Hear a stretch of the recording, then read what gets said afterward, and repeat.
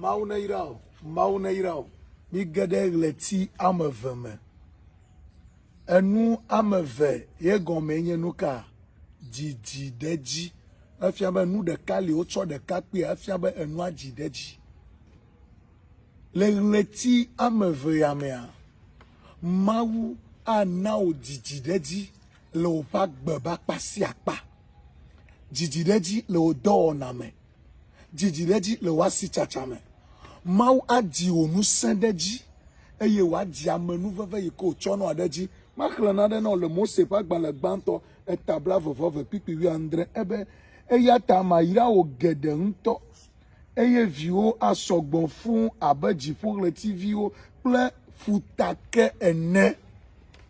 mado gberada ta obana le gleti ameve amea maune na bana wo ya ira na sogbo abeji pour le TV o ene eye wa jide ji abenuka futake ene aso mado gberada ta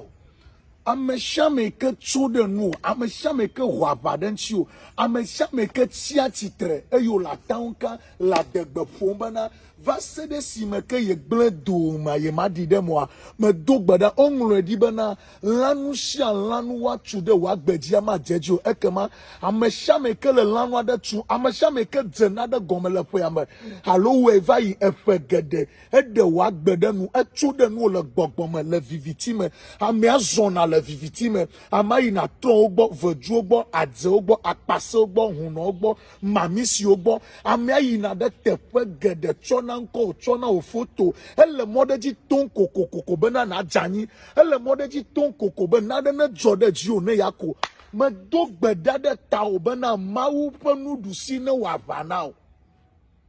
me do gbeda de ta obena ameyo katon le wanyi jeje jim ne yu akpoa Yehowa ado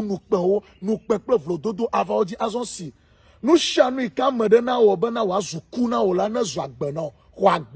hoagbe onono jideji onono keketa le feyame le gleti yame le miape tokple mia de la Yesu ben comme amia de kemate atoteo enya ya le bena gble klomro ya ira ike maucho na mama de kemate atoteo nu ike mawu nglodenti nya amia de kemate tote